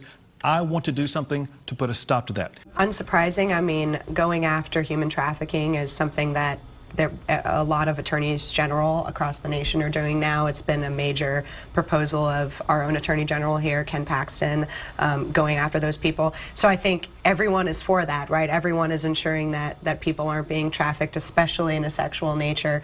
So unsurprising to me, but, you know, interesting that it is kind of a party line issue, something that you're hearing all the time, and yet everyone's like, yeah, I'm for that. Let's do that. Where I found fascinating is I think they reversed roles here. I think at this point, Lupe Valdez was talking policy, and Governor Abbott went after the passion. And it's the passion of fear-mongering in many respects. And that is something that has been very beneficial to achieving better numbers in terms of where voters are and where they want to be. And again, it was a missed opportunity. I also thought it was interesting. This is where Lupe Valdez in the primary was criticized because of her lack of knowledge about how much was spent for border security. So I think she was trying to demonstrate that knowledge, and I think it fell flat because it was more of a policy wonkish response. All right, well, so who won the debate? As we said, we've been keeping score with our focus group of voters. A lot of other numbers out there. Who started the night undecided? See which candidate earned their support and what issues made the greatest impact. That's next on this special edition of State of Texas.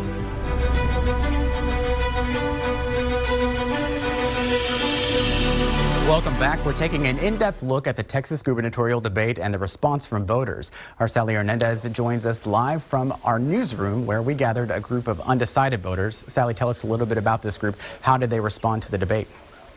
Responded very well to a few topics, Josh, but one of the most notable topics when I was in the room with the focus group this evening is they had a very strong reaction to the topic of marijuana. I'm in favor of expanding medical marijuana. Alcohol has no medical benefits, yet it's taxed and fined. We know that medical marijuana has some health benefits. Why can't we tax and fine those also? I have seen, however, in other states that authorize that, abuses take place that raise concerns. So I'm still not convinced yet. However, one thing I don't want to see is jails stockpiled with people who have possession of small amount of marijuana. You know, Josh, that topic probably got the most response from our voters this evening. And also, Lupe Valdez got a favorable response from our voters when she said she wanted to leave it up to the voters when it comes to expanding marijuana beyond medical use. And Governor Abbott also got a favorable response from the voters when he said he would consider loosening the punishment for 2 ounces or less of marijuana. Wanted to get back to the numbers here because before they left, we got a chance to ask this focus group. Remember, they came into the room as undecided voters, and I wanted to know if they were leaving with that same stance. So I had 2 questions for them that I wanted to share with you this evening. I said, in your opinion, who won the debate with the strongest performance? And 52% said Governor Greg Abbott did, 38% said Lupe Valdez, and 10% said neither. The other question, probably the most important for a lot of people, is after watching the debate, if the election were today, who would you vote for? 48% said Governor Greg Abbott, 43% said Lupe Valdez, and 10% were undecided. Josh? Josh, I think the numbers or high numbers of undecided at the end of the debate represent a strategic victory for the governor. This was basically Lupe Valdez's only opportunity to make an impact across Texas. And he insisted on a forum that was very sterile. It was a forum that didn't include a live audience, although one was nearby. The energy was specifically for that. Yes, the energy was missing from the room, and the energy that was missing, I think, translated itself to a high number of undecideds at the end of this debate. But interestingly, if the energy was missing from the crowd, I thought she brought it. She really, you know, while you said there was no knockout punch, she wasn't pulling them. And I thought that I saw a lot of her personality that I haven't seen before. And, you know, while there was still that 10%, amongst those people, there was still 48, 43. That's a pretty small margin. So while that, you know, isn't the electorate, it's not like that's what's reflected out there across the state. I thought that was interesting that she was able to almost break even. And you know, Lauren, the interesting part was I think she was most effective when she interrupted the governor. It showed her passion. I agree. And that's when she really came across with regard to her personality. I mean, one of her finest moments was when she was speaking about the rainy day fund. Right, that was our favorite line. Our favorite phrase. Yeah. We were talking about she needs a one-liner, a memorable one-liner, and she delivered. Governor, it rained. All right, well, I'm going to interrupt us now. We'll have more analysis. It is your finest moment. We'll have more analysis right after the break.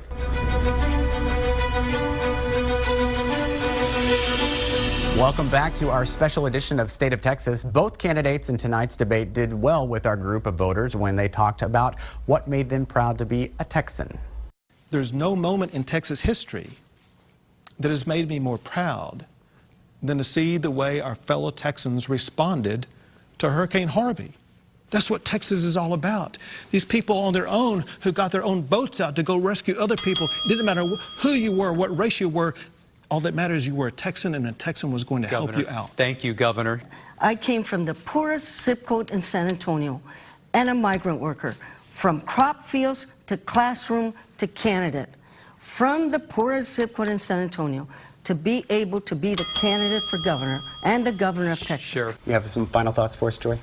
Well, Well, the thing is, if you want to serve the state of Texas, you have to be proud of the state of Texas. And I believe politicians in the state are. I mean, if there's one thing that we are not lacking in the state is good self-esteem. And so it always makes us feel good to say Texas and that we're Texan and all this. So it was a beautiful note to end with. And I believe that they showed their humanity, even their vulnerabilities a little bit. And the focus group liked it? Yeah, I liked that they didn't attack each other. We saw that last week with the Beto Cruz. There was, Ted Cruz had a little dig for Beto O'Rourke at the end of that, you know, say something nice about the other candidate question. This one, they didn't try to make it about, you know, well, my opponent does this, I'm proud because of this. So I thought, you know, they both just said something that they felt proud of, and it was a good moment. What did you think? Ultimately, both of these candidates have very compelling personal stories, and that moment illustrated the compelling nature of their stories. Was there any other moment from the debate that we haven't talked about tonight that really did stick out with you? Oh, yes. Well, she already said the governor, it rained. I felt like Lupe Valdez must have practiced saying that because you could just tell she really wanted to hit him over the head with it. You know, because I write about Confederate issues, I thought that the governor has evolved on the issue of this plaque that's in the Capitol. He said that he would be in favor of the legislature taking it down and would work with them to take it down. It claims that slavery did not cause the Civil War. So that, to me, was the newsiest aspect of the night, but I'm a little biased because I cover that issue. So. Interesting pivot that he took when he was asked about the bathroom bill. Absolutely. He didn't fully answer it the first time. They pressed him on it, and his answer was not as head-on as the governor usually is. I would agree. Yeah.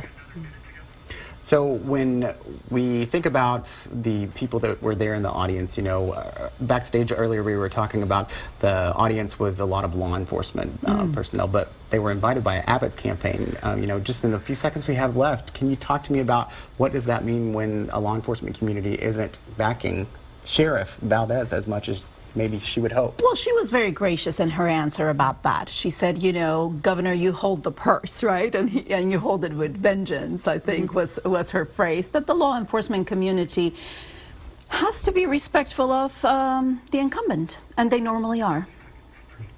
Would you agree? I do, and you know, it all comes back to money, really. Who has the cash to put their face out there? And we saw it right when the debate ended. We saw that, you know, new Abbott ad with his mother-in-law who is Hispanic, and you know, targeting that vote right there, and that's what it comes down to. He has $20+ million in the bank. It's going to behoove him. All right. Well, thank you all for being with us. We normally bring our show, State of Texas, to you on Sunday mornings. We hope that you will join us each week for the latest in state politics in Austin. We're on KXAN right here before Meet the Press. Elsewhere in Texas, check your local listings. For the first time in decades, a race for a U.S. Senate seat in Texas is close, just a month before Election Day. We're taking a closer look at where Ted Cruz and Beto O'Rourke stand on the issues and how they want to represent you. That's next on this special edition of State of Texas.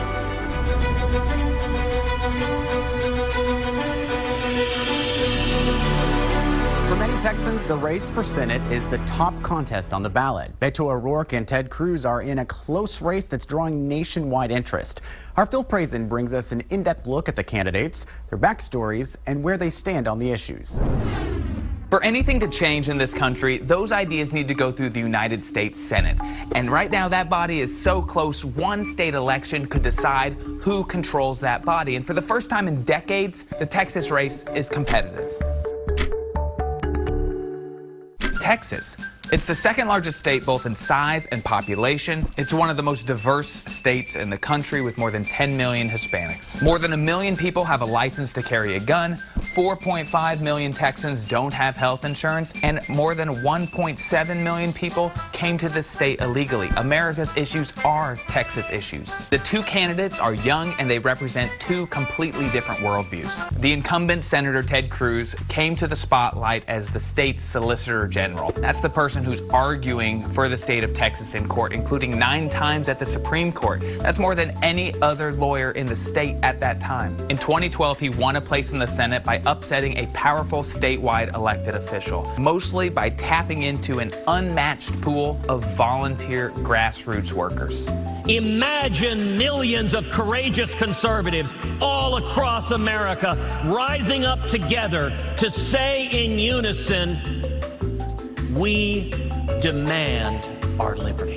He drove the Senate to the right in the age of Obama, and he made waves the day he showed up in the Senate. He was a partisan enemy of Democrats and a thorn in the side of Republican elders. When the majority leader looks us in the eyes and makes an explicit commitment, he is willing to say things that he knows are false. And then he ran for president. I am announcing that I'm running for president of the United States. He hired some of the best political operatives in the Republican Party. He won the Iowa caucuses, and then he tapped into Christian and working class voters who wanted a completely different direction after President Obama. And he would have won the nomination if it wasn't for Donald Trump. He is choking like a dog because he's losing so badly. Nothing seemed off limits. That is his first and last resort, is to go to sleaze. Bad blood between the two continued all the way to the Republican convention. Vote your conscience. But then he lost, and he ended up supporting Donald Trump in the general election. What happened to vote your conscience? And now Cruz is a major Trump ally in the Senate. For the past 6 years, he has dragged the Republican Party to the right. He wants to spend more tax dollars on border security. He's against citizenship status for people here illegally. He says the government should play hardly no role in health care, and he's against limiting people's access to guns. His opponent, Congressman Beto O'Rourke, comes from a much different place. His views are completely contrasting Senator Cruz's. He fell in love with punk rock at an early age. He was arrested for burglary after jumping a fence at UT El Paso and arrested again for driving drunk. He worked in the internet and software world before entering El Paso politics. And just like Cruz, he came to office by upsetting people in power. He was one of the youngest members ever on El Paso City Council, and he used that position to criticize American drug laws. He even co-wrote a book arguing that the war on drugs had failed. Then he went to Congress in a 2012 election versus a very powerful Democratic incumbent. He believes everybody buying a gun should go through a background check, and he wants to ban high-capacity magazines. He wants a faster path for people to become citizens, and he wants to legalize the people who are here illegally now. A public option for health care, and he wants to take corporations out of the way people get elected. We're going to be the big answer to the small stuff going on in this country right now. But to win, he's going to have to pull off one of the greatest political upsets in history. Texas hasn't elected a Democrat to the Senate in 30 years. That's my entire lifetime. Republicans control each branch of government, and there are 800,000 to 1 million more Republican voters in this state than there are Democrats. So why would this year be different? Well, there are two reasons.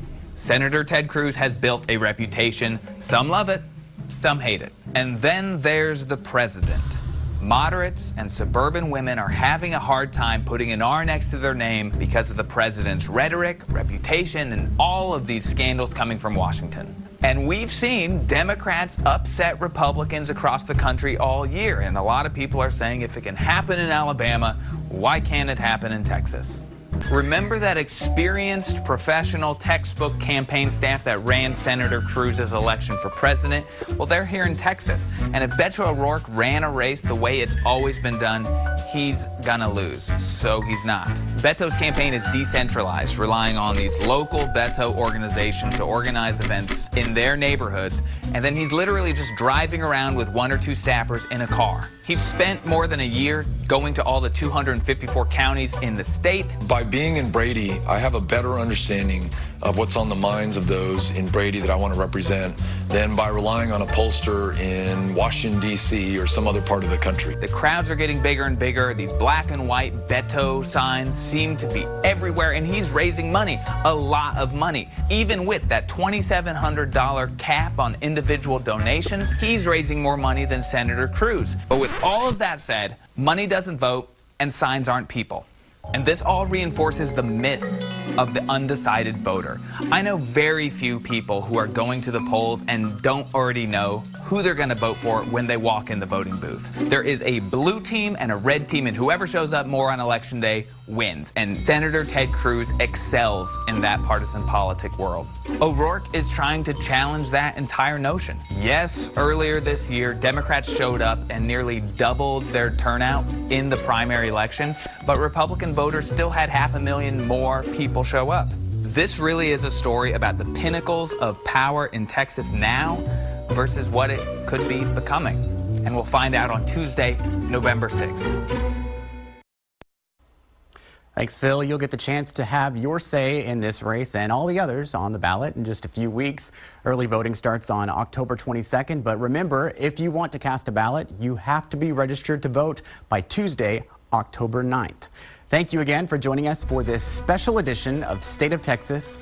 I'm Josh Hinkle. We'll be back on Sunday to bring you an in-depth look at Texas politics.